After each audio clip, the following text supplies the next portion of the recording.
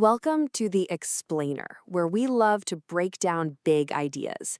And today, we're going to tackle a really big one, the different kinds of rules that shape our existence, from the vastness of the cosmos right down to the inner workings of our own minds. Okay, let's just dive right in with this zinger from a philosophical debate online. This one sentence, it just perfectly captures this huge tension, right? Are we just incredibly complicated machines, totally governed by these unchangeable laws? Or is there something more to us? And boom, that single thought just opens up this whole universe of questions about reality itself. The thing is, we're not just living under one set of rules. We're actually navigating multiple, overlapping rulebooks all the time. So let's unpack them. And we're going to start with the biggest one of all. All right, let's start at the top with the biggest rulebook there is, the fundamental, and let's be honest, often super bizarre laws of physics. You could think of this as the literal operating system for reality. As far as we can tell, the entire universe runs on these core principles, things like gravity, the strong nuclear force, and they seem to be totally constant, completely unchanging. These aren't just suggestions, they are the absolute bedrock of existence. So, the physicist Sean Carroll points out something really strange. The deep, fundamental laws of physics, they don't really care if time runs forwards or backwards. So why do we? Why can we remember yesterday but have no clue about tomorrow? Well, the answer seems to be that the universe started in this incredibly simple, very orderly state, what scientists call low entropy. Imagine a brand new deck of cards, all in perfect order. As you shuffle it over time, it just naturally gets more and more disordered. That one-way street from order to chaos, that's what we feel as the arrow of time. And if you think the arrow of time is a bit of a mind bender, well, the actual fabric of reality is even weirder. I mean, at the tiniest quantum level, you've got theories like Roger Penrose's spin networks. They suggest that space-time isn't this smooth, continuous thing we imagine. No, it might actually be, well, pixelated, a kind of geometric grid that builds reality itself. It's a rule book written on a language that is so far from our everyday experience, we're really just learning to read the first few words. So here's the kicker. Even this most fundamental rulebook of them all has this giant question mark slapped right on the very first page. The entire story of our universe, the very flow of time that we live in, it all depends on this one starting condition that, for now, we just can't explain. So if the cosmic rules are essentially written in stone, what about the rules that we make up for ourselves? This is where we pivot from the cosmic down to the human level, where the rule books, they get a lot more flexible and, frankly, a whole lot messier. Right. So unlike the laws of physics, the rules we invent to run our societies are complicated, they're always changing, and, well, a lot of the time, they're pretty flawed.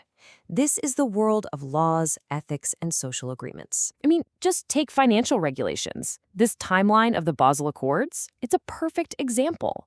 We don't discover these rules in nature, we invent them. And we are constantly rewriting them, usually after some big crisis, trying to patch the holes in the systems that we ourselves created. But our human rulebooks aren't just about technical stuff like banking. They're also about our core values. And this quote from a modern version of the Hippocratic Oath is such a powerful contrast. It's an ethical rule, right? It's a reminder that sometimes the most important guidelines aren't about procedure at all, but about our connection to each other. But these systems we build, they can really buckle under their own weight. Take a look at this number, 57 million. According to research from Dr. Srivatsa, that's how many unnecessary consultations happened in the UK's National Health Service in just 1 year. It's just a staggering figure. It shows you what happens when a system's own rules, mixed with public anxiety and all kinds of other pressures, just spin out of control. And these kinds of unintended side effects, they pop up everywhere. You create financial safety nets, and suddenly you're encouraging the very risk you wanted to prevent. You make rigid medical checklists, and a doctor might stop listening to the patient's actual story. Our overuse of antibiotics, it's literally creating superbugs. And maybe the most powerful rules of all are the ones that are never written down. The social norms that quietly shape who we are and what we do without us even realizing. Okay, so let's zoom in one more time to the most personal rule book of all, the one that governs our own inner world of choice, belief, and action. So, here we are, right back at that huge philosophical crossroads we started with, and it's captured so well in these online debates. On one hand, you have the deterministic view. If you rewound the universe and every single particle was in the same place, you'd make the exact same choice every time. Or is there something truly free in us? Something that actually makes decisions outside the strict laws of physics? Now, moving away from pure philosophy, some people argue you can actually write new rules for your own mind. Ryan Doris, for instance, lays out this kind of method for upgrading your own mental operating system. The idea is simple. Take on a huge challenge, something just beyond what you think you can handle. That intentional overload forces you into a state of intense focus, or flow, which can literally rewire your brain and expand what you're capable of. It's like a personal rulebook for growth. And then you have other traditions that argue the most important rules aren't scientific or social at all, they're spiritual. This point of view says that real guidance doesn't come from out there, in the world. It comes from listening to this inner authority, this quieter voice inside ourselves. So, where does that leave us? We've got all these competing sets of laws, the cosmic, the human, the personal.